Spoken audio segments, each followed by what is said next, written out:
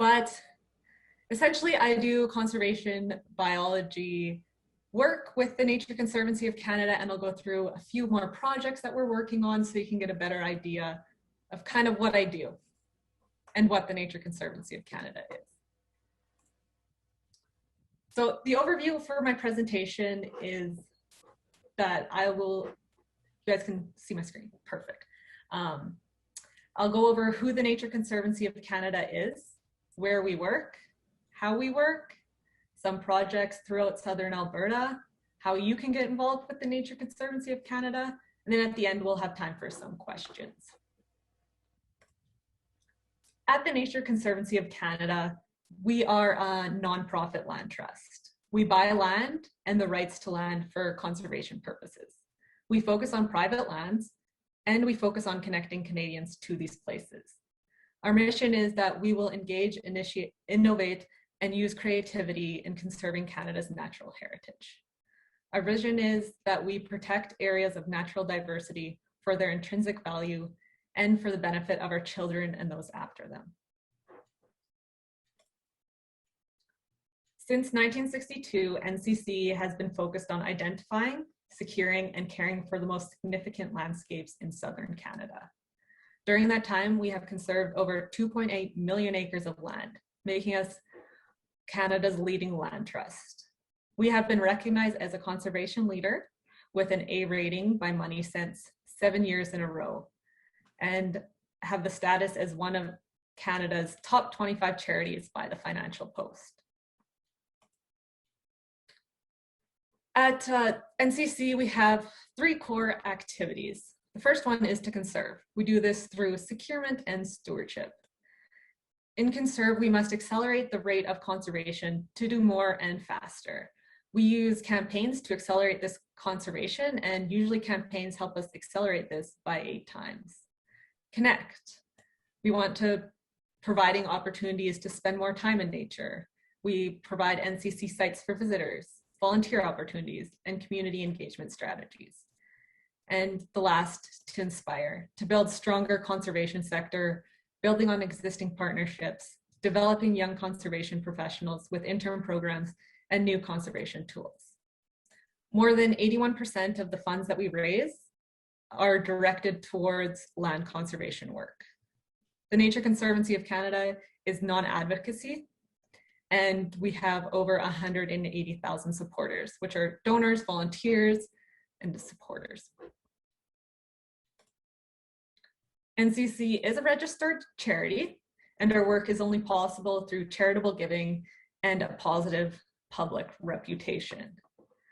So here is a little circle about who supports NCC. We get government and government grants. We get a lot from landowners, and then individual donors, and then corporate and foundations. Here is a map of the lands conserved by the Nature Conservancy of Canada. Again, we operate from coast to coast, and around 2.8 million acres have been conserved through us. The yellow dots are from 1962 to 2012, and then the orange dots on the map are from 2013 to 2016. Now I'll go through a little bit more about the conservation planning and how we plan which lands we should conserve at the Nature Conservancy of Canada. We do science-based conservation planning, and I'll go into these more on the next slides. So in a greater scale, we have conservation blueprints that are put out for all of Canada. And then we have natural area conservation plans, which deal with natural areas, and these are done by provinces. And then we have the property level planning, which is within those natural areas. The blueprints are associated with Southern Canadian ecoregions. This is where most people live, the highest level of threat of conversion, and the areas where NCC has chosen to focus most of our core work. Further from the blueprints, we have focus areas within the conservation blueprints, which are called natural areas. And for those natural areas, we have natural area conservation plans. So these are the areas with key habitats and landscapes, species at risk, These are areas that are important for connectivity, and they represent opportunities for conservation.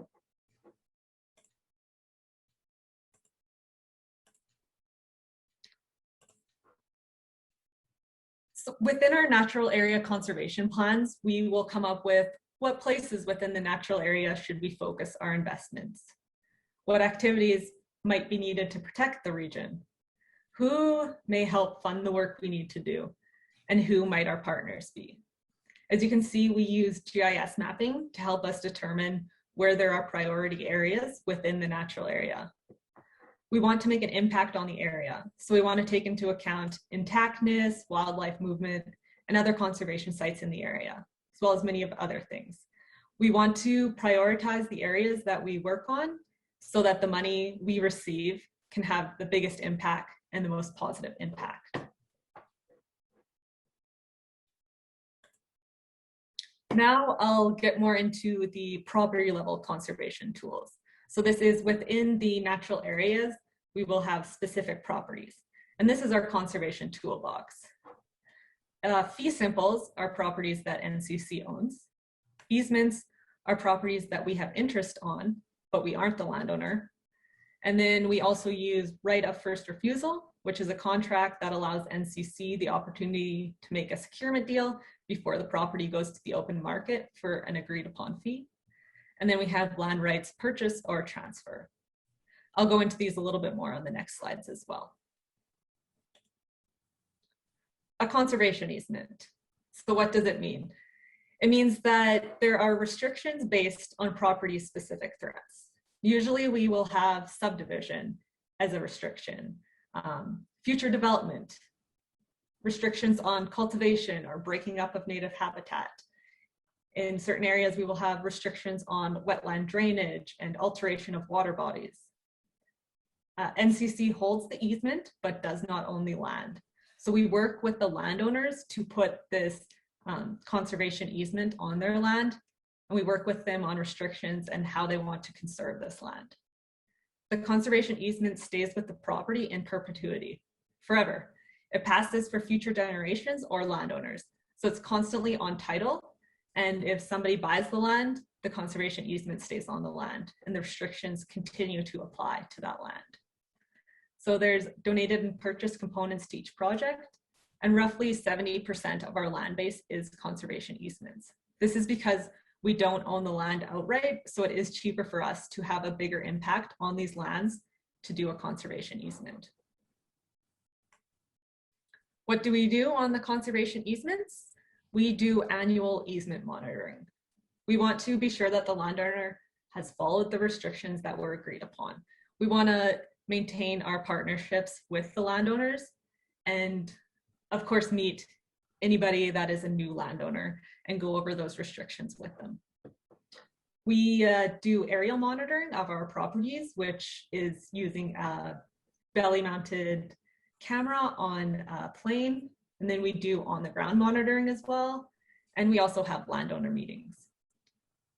We provide support for landowners. We provide them with staff time. We have volunteer events on their property if they need a project done. We provide grant writing support. We provide range health expertise and partnership opportunities for them. Fee simple. Fee simple means that NCC owns the property. It's usually solely NCC, or we will have joint ownership with another conservation partner. It's a land purchase, donation, or a combination of them.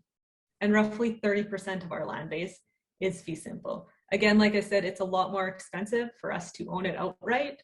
So that is why it is lower than our conservation easement. What do we do on fee simple properties? We do baseline inventories, and I'll go into this a little bit more on the next slides. We do baseline inventories when we first secure the land, just to be sure the management practices that we are practicing on this land are having a conservation positive effect. Then we have property management plans, which I'll go into a little bit more. And on fee simples, we do fundraising and grants to get money for the support work. and active property stewardship on our own lands. The baseline inventory is something that we do when we secure the land. So we want to see what is out there on the property.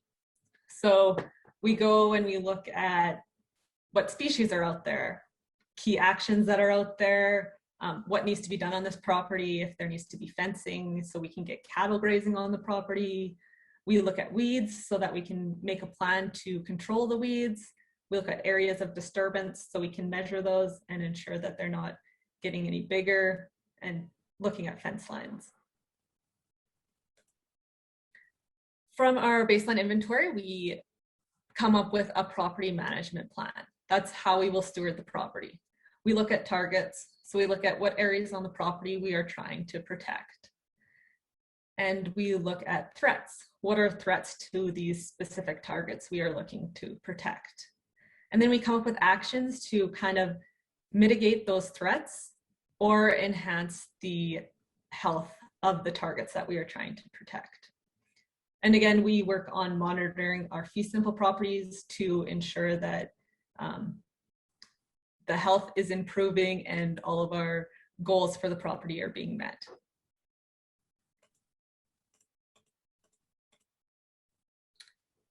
We have lots of stewardship opportunities on the land that we own. We do grazing, we provide watering systems. Some of our land is leased for haying. We do building removal or rehabilitation of buildings. Of course, weed management using various methods, fencing removal and adding fences, lots of data collection, species at risk surveys, connectivity, research, and even more research. And some of our properties have access and trails and interpretive signage. We always try to balance getting people out into nature and having those trails and access, but at the end of the day, we are a conservation organization and the health of the property comes number one to us. So some properties we do not have open access to just because they're a lot more sensitive, or if there's sensitive species on that property, we will not provide open access to it. So we just have to make those decisions and keep evaluating that. The Nature Conservancy of Canada, we have a Securement Endowment Fund. So the NCC work doesn't end when the property is acquired or we put the conservation easement on. Once we retain ownership of the land, there are many conservation and stewardship activities required, like I just talked about. And they all require funding, like property taxes, monitoring, wildlife cameras, infrastructure like fencing. So the Securement Endowment Fund is nationally mandated to ensure we have the funds to maintain the land for the long term. The annual benefit pays necessary costs to ensure efficient and long-term management of the land under NCC's care. So the Securement Endowment Fund is 20% on the first 2 million and then 5% after that. Lots of times we do get land donations and we are very generous for land donations, but we do have to come up with this Stewardship Endowment Fund and Stewardship Endowment Fund money in order to actually secure the land so that we can ensure that it's being managed properly for the long term. Another thing that NCC does is the transfer of land rights. So if you want a protected area, you need to own the rights both above the ground and below the surface. NCC can receive rights from resource companies. The companies can receive a tax receipt and NCC can transfer these rights to the government. Parks can be created and an incentive can be provided to the resource right holders. A few that NCC has worked on are Bob's Creek Wildland, which is a coal lease, Birch River Wildland Provincial Park, which is timber quota, and Lancaster Sound, which is gas drilling rights. This is the area where I work, in the Bow Natural Area. As you can see, I work through the Foothills Parkland and the Montane areas. It's a very beautiful area. Most of the land in this area is donation just because the land is pricey compared to other parts of the province. So here we go, the red line is the Bow Natural Area boundary, and the yellow squares are land that NCC has interest on, either in fee simple, or we have a conservation easement on title. Again, a lot less land that we own outright compared to conservation easements in this area than other natural areas, just because the land is so expensive in this area. This is a project that I'm working on. It's called the 3 Point Creek Interpretive Trail. The property was a generous land donation, and the donor had visions about a trail going through the property. He even built a picture. He even built a bridge, and the picture is right here of the bridge that he built. So we plan to have 6 interpretive signs along the trail, and we will be installing an EnviroSpan, and I'll go into more detail about what an EnviroSpan is and why we decided to install it. And the trail will be clearly identified, but not graveled. The property will have open access to the public, and the work is starting this summer. It's opening potential for fall 2022, but this is dependent on funding so that we can get all the work done that is needed to open this. Like I said, on the 3 Point Creek Interpretive Trail, we will be using an EnviroSpan, which is an alternative to these metal culverts that you see. Replacing the culverts with an EnviroSpan structure will enhance the ecological values of the stream, because it is a modular arc culvert patented system that is designed specifically to be used over fish-bearing and environmentally sensitive streams without disturbing the stream bed. Unlike metal culverts, the EnviroSpan is non-metallic, non-corrosive, and non-leaching, with a long lifespan that will endure strong weather conditions. This picture is just a snapshot from the EnviroSpan website to kind of show you the process of putting an EnviroSpan in. A colleague of mine used an EnviroSpan on a property further south for a wet cattle crossing area to maintain the health of the property, and they were very happy with the result, and the cattle seemed to be using it.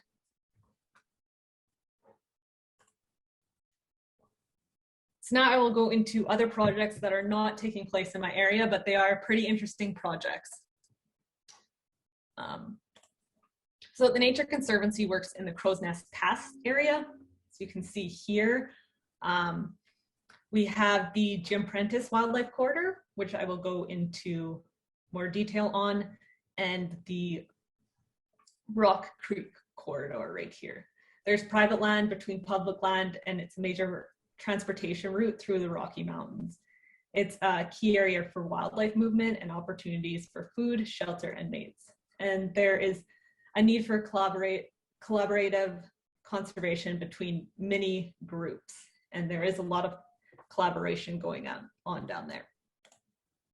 The Jim Prentice Wildlife Corridor is conserving a critical wildlife corridor over 1 mile wide.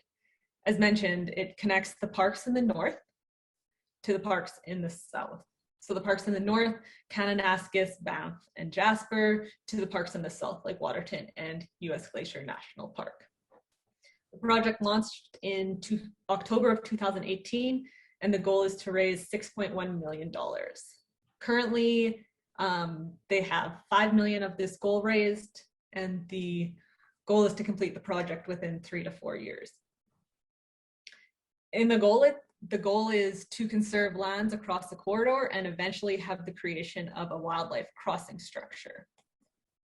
Funds for this project will be used to secure and steward key properties within the corridor. There are 11 partners currently working on this. Here is the Jim Prentice Wildlife Corridor, conservation from 1999 to 2005, 3 projects, less than 500 acres. Then here is the current conservation landscape, 9 projects, approximately 1,500 acres, and 6 crown parcels with protective notations. Then we have the Rock Creek Corridor, and there in 2011 there was 7 projects and less than 1,000 acres. And in 2021, there are 12 projects and around 7,000 acres conserved in that area through the Nature Conservancy of Canada. But we do collaborative private land conservation with organizations like Southern Alberta Land Trust and SALTS. So with them, we have more than 12,000 acres of private land conservation that has been actively collected. So these are the wildlife corridors in the Crow's Nest Pass. Another really interesting project that is going on, not in the Crow's Nest Pass, but the other side of the province, is a sage-grouse recovery. It's a grasslands partnership. So we have a project focused on greater sage-grouse recovery in partnership with the Calgary Zoo. So the zoo is breeding sage-grouse to recover their numbers in Alberta, and NCC sites are used for release and reintroduction of the birds into the wild. The greater sage-grouse is an iconic species of the grasslands and faced rapid decline over the past 30 years. Population was once in the thousands, it's now 80% population lost, so less than 250 in the grasslands. The property that the sage-grouse project is on,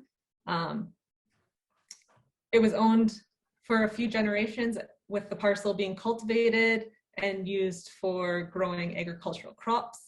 Then the crop yield for the parcel was low, causing the land to be left untouched and untilled for years. So we purchased it in July of 2018, and it's the ideal location because it's approximately 3 kilometers from existing lakes and critical habitat of sage-grouse. 150 acres, and it was marginal cropland surrounded by high quality native habitat.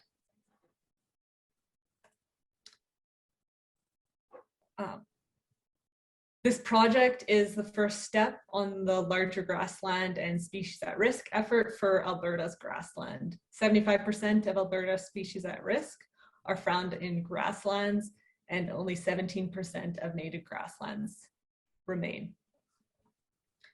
In early May, my colleagues down in the area were able to get native seed on the ground on half of the property. So that is a great success, and lots going on this property and lots of opportunity to collaborate with many environmental organizations as well as college students. One Lethbridge college student is conducting a project focused on what point restoration projects in grasslands begin to replicate a native prairie ecosystem by analyzing breeding bird surveys on different stages of this reclamation project.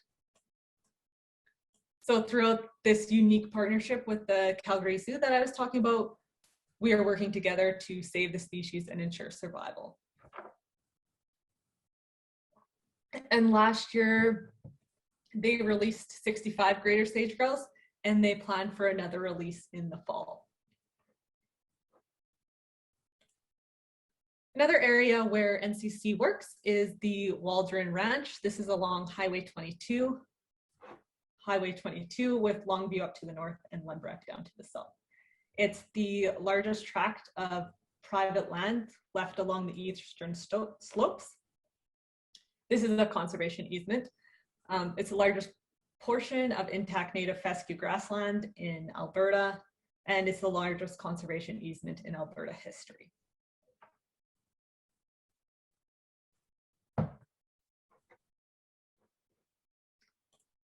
Another area where NCC works is near the Waterton Lakes National Park. Here on this map, you can see this is how much land the Nature Conservancy owned or had conservation easement on in 1998. And here is in 2011. The land that we own, have conservation easement on. Other NGOs own or have conservation easement on, and areas we have right of first refusal on.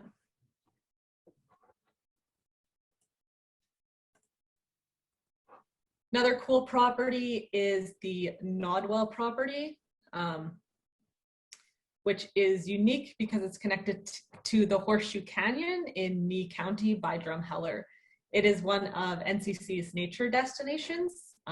It has open access to the property that you can use recreationally, and I'll show you guys how to do that and where it's located a little bit further in my presentation. So last year it became famous when 12-year-old Nathan Hushkin found a dinosaur bone on the property. His dad is a geologist and they had been out on the property multiple times searching.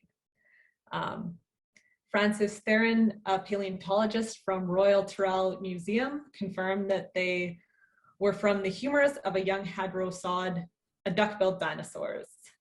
The rock formation that the fossils were found in was devoid of bones, so this was an even more significant discovery.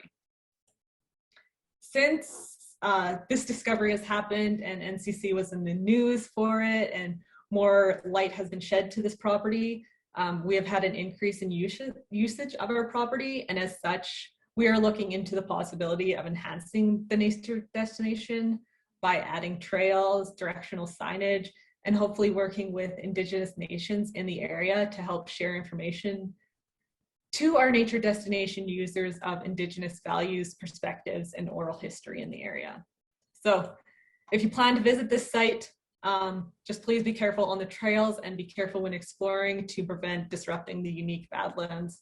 We are getting a lot more users out to it, so we just want to be able to keep it open to people, so we want everybody to respect the land as much as we do. So NCC, we have outreach and events. We conduct outreach activities where we are present at community events, not so much of this happening now. We have Nature Talk speaker series, which are now online, but they used to be in person. We provide nature walks. We used to provide nature walks and meet and greets and donor tours, range health workshops, donor events, public presentations, and public announcements. A lot of this stuff has been put on hold, but we're working within what we can do to keep some of these things going. So we host our own series of events targeted at different audiences. So here are ways you can get involved. You can donate, you can become a conservation volunteer. Again, the conservation volunteer program is put on hold right now just because of the pandemic, but hopefully we can find some way to get everybody involved with nature. We hire conservation interns.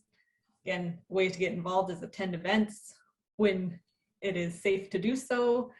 You can get out to our nature destinations, which I'll show you how to do, and the connect2nature.ca website, I will show you how to access that.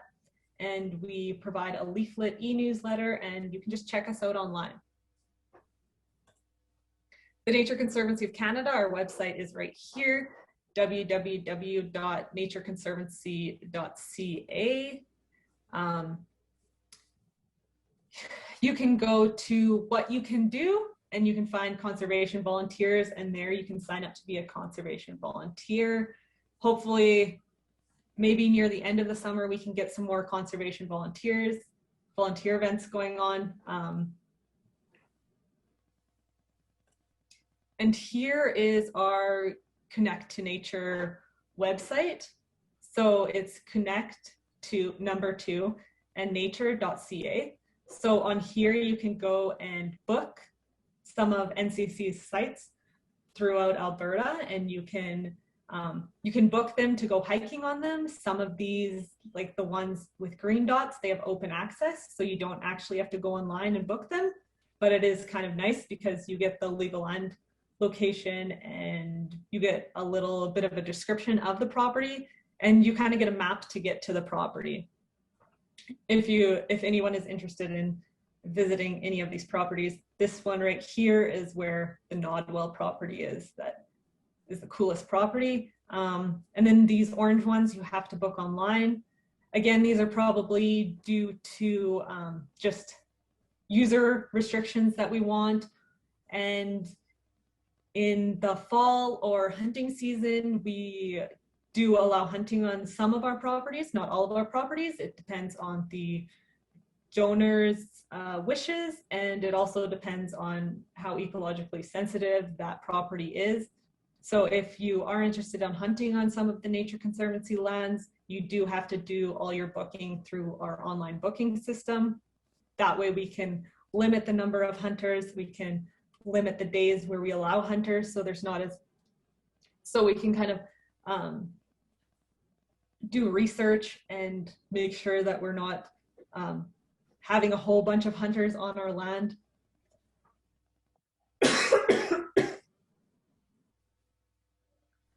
And then some of these, for access, you have to contact the leaseholder, and it will provide you with more detail when you go into that.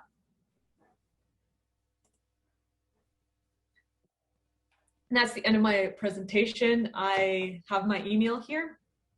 If anybody wants to get a hold of me, again, some of these projects that I talked about are not projects that I am leading. So I might not be able to answer all your questions on them, but I will be able to put you into contact with the project lead on some of these projects. And here's the website, Connect to Nature, for booking our websites, our sites, or just figuring out where they are. And www.natureconservancy.ca is the website for the Nature Conservancy. Perfect. Well, thanks, Carissa. That was a great presentation on what's going on with Nature Conservancy in southern Alberta for sure. I'm pleased that you're having a chance to have your impact in the 3 Point Creek area. I have some friends who live west of Millerville, and I've had the pleasure at least peeking into that territory anyway. So that's great. So just as a reminder to the attendees today, you're welcome to type in any questions you have for Carissa into the chat box. So it's just a matter of hovering your cursor over the chat symbol at the bottom of the screen and type your message in, and then press enter. And then I will transfer or I guess relay the questions to Carissa so that she can have a chance to answer them. So the first one we have actually, I think, comes from a lawyer. Has Nature Conservancy of Canada ever had to enforce an easement by court action? Have you ever any experience with that or knowledge of that? We have in the past. It hasn't been, well, I have been working, but we have had one instance where we have had to go through court for the enforcement of a conservation easement. It's tricky because some of my job, I'm not a lawyer, but I do have to help the landowners with interpreting some of that language, and we do have lawyers that do some of that for us. But there's only one instance of it ever going to court. Usually we get it figured out before that. Okay, great. Another question, kind of not really related to it, but the concerns about other people using the property. So has there been problems with inappropriate access or property use on an NCC property? For example, motorized vehicles or campers, that sort of thing. Yes, we do have a lot of that. And we try to put up fencing and signage and stuff like that to try and avoid having off-road vehicle access where it's not permitted. It's usually not permitted on our land just because of the impact, but we do get cases where people will cut the fence, and then we kind of have to remedy that. And we do get a few issues in hunting season with poachers and things like that, so we work with conservation officers on that. So we do have a lot of troubles with that, but we're trying to work through it. Again, we're trying to have a conservation positive impact on these properties, and having them on this Connect to Nature webpage is a little bit risky, but some of my properties aren't even on that webpage because we don't want people to know about them. Like, we love to get people out there, but the more ecologically sensitive ones, we don't really want people to know about and kind of trespass on them. A wise decision, I'm sure. Question is, what is the planned length of the 3 Point Creek Interpretive Trail, and where will it begin? We do not have the route figured out yet. It was just secured this past December. So we are in the initial planning stages. We still have to get out to the property and make that route and see how long it's going to be. So sorry, I don't have any answers for that. Hopefully by fall 2022, we will have maybe another presentation to talk about it. Sounds good. Maybe by 2022, we can have a Nature Calgary outing there to help you identify all the interesting little creatures that are running out there. Yeah, that would be perfect. Good, good. A question. In cases where the Nature Conservancy of Canada purchases land and acquires the subsurface rights, do you have to turn those rights over to the government? And if so, can the government offer these rights for a lease? I honestly do not have an answer for that. I have not personally worked on any of those acquisitions. If you want to email me, I can get you in contact with someone who will have the correct answer to that for you. Many years ago, Amoco, who had subsurface rights to the wellback for oil and gas exploration, they, I think, turned over the rights to, I think they turned back over to the government, perhaps. There was some deal there, I forget. So I don't know if Nature Conservancy was involved at that time. So excuse my little thing. So I'm not 100% sure on that, but I know that we will do our due diligence to make sure that it's taken care of and not sold back to a mining company. Okay, great. Thanks, Chris, on that one. So how many employees does Nature Conservancy have in Alberta? In Alberta, it's around 20 to 25.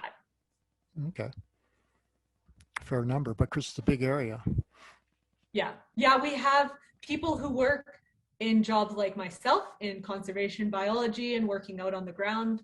We have fundraisers. We have people who finance people, marketing people. So we're a national organization, but each region operates individually. So we have to have all those finance people, fundraising people, and things like that. Okay, great. Is there a Nature Conservancy project in the area near Pakowki Lake or 1-4? That'd be southern Alberta. I would have to look that up. You can check it out on the connecttonature.ca website and see if in that area there is a project that is under NCC and that you're able to visit. On that connecttonature.ca website, there is no conservation easements on there. Sometimes landowners do not want people to know that there is a conservation easement on the land, so there is no signage or anything that would tell somebody that it is a conservation easement. It would just be on title of that land. Just popped in my mind a question kind of related to that. So if Nature Conservancy is pursuing the acquiring of a piece of land, does the other land around that area that you might be sort of interested in, is there a kind of a rise in a price that you might be influencing because you're looking at purchasing a property? Some people have said that is the case. I'm honestly not 100% sure on that. I don't assess land like that. I would have to contact somebody else to get that information for you. Okay, just, yeah. One comment actually popped up related to underground rights. A person, I believe is a lawyer, who said, you never have to turn over underground rights to the government. Oh, okay. So that's something that might be positive. Yeah. Question. Something I didn't know. Again, I'm not involved in those projects. I just know about them. Sure. Okay, great. How is the conservation easement on the Waldron Ranch progressing? Is there any updates or anything related to that? That project is not in my area, so I don't have any in-depth updates on that, but I can get some more in-depth updates if whoever asked that question wants to contact me. I can put you in contact with natural area manager for that area, and they can give you a more in-depth update of that. Sure, sure. I think basically, I think the Nature Conservancy approached the Waldron Ranch, which is a grazing cooperative, and put it to the, and so there was a vote by the members. I think there's 65 or something ranchers involved with the grazing cooperative, and they voted on whether or not they wanted Nature Conservancy to place an easement on the property, and I think it was in the end agreed to. But yeah, there is a conservation easement on it. Right. So I think the person will be able to email you or the Nature Conservancy just to further up on that question. Yeah, for sure. Question: how do you find out if an owner is interested in granting an easement? Do they approach you, or do you approach them, or is it vice? Is it two people working together? It is usually they will approach us. We do get a lot of people who want to donate land to us. And again, I went through kind of that, how we prioritize land. We do get a lot of people who want to donate land to us, but we have to prioritize kind of where we have our impact, because we do have to get that Securement Endowment Fund, Stewardship Endowment Fund. So it's usually landowners will approach us for that conservation easement because they are interested in conservation. The conservation easement does bring down the value of the land because it has those restrictions on it. So most people who approach us for the conservation easement are very conservation minded. Perfect. Another question. So if the Nature Conservancy gets entitled to a land free and simple, are they then required to pay property tax to whatever municipality that property belongs to? Yes, we pay property taxes on all of our properties here. I'm not 100% sure on this, but I remember one of my colleagues talking in Manitoba that since they are a conservation organization, they don't have to pay property taxes there. But in Alberta, we do have to pay property taxes on all of our land that we own. So again, that's where that Stewardship Endowment Fund comes into play. Okay, good to know. Now that's about all the questions I can see coming up on the chat box. So I guess without further ado, I'd like to again thank you, Carissa, for all your great discussion on what's going on with Nature Conservancy of Canada. Great to see that they're operating so well in southern Alberta, particularly along the Waterton Front. That's a prime area for conservation for sure, and up into the foothills area as well. So we look forward to maybe having a chance for a Nature Calgary outing to one of the properties once the COVID restrictions allows us to do so. So once again, thanks a lot for your presentation, and I wish you all the well going forward with the 3 Point Creek property development. Thank you very much, and thank you everybody for attending. Again, if you have any more questions, just shoot me an email and I'll try and get you in contact with the best person to answer that if I didn't answer your question fully. All right. Well, thank you, Carissa, and thank you, Nature Calgary members, for attending our last in the series of our presentations for our spring session.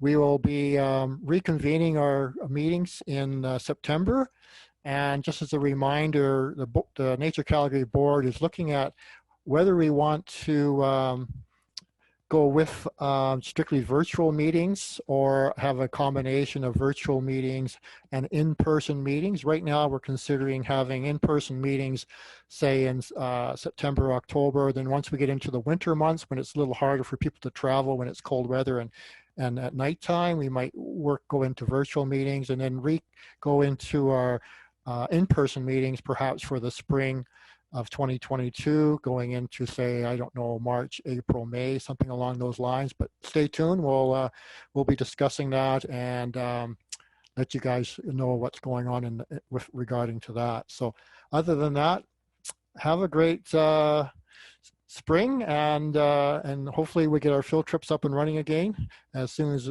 COVID will allow us to do so. So take care, and thanks for attending. Good night. Good night, Carissa. Thank you. Good night, John. Thanks a lot. Yeah, you bet.